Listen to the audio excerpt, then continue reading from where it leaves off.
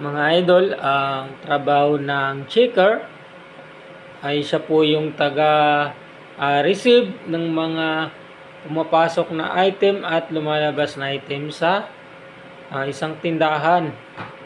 So, ang receiving clerk naman po mga idol ay ganun din.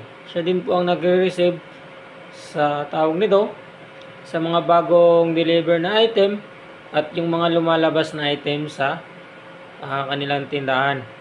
So, ang pinagkaiba nila kasi ang checker po mga idol ay binubuksan niya po talaga yung halimbawa yung box at binibilang niya isa-isa. So, ang receiving clerk mga idol ay hindi niya na binubuksan. So, pinapasok na lang yan sa kanilang tindahan. Tsaka, ang mag-check niyan at ang magbibilang ay ang merchandiser or ang promodizer. So, yun po.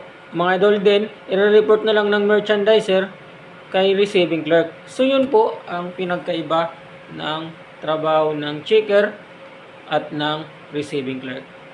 So, yun lang mga idol. Bye-bye!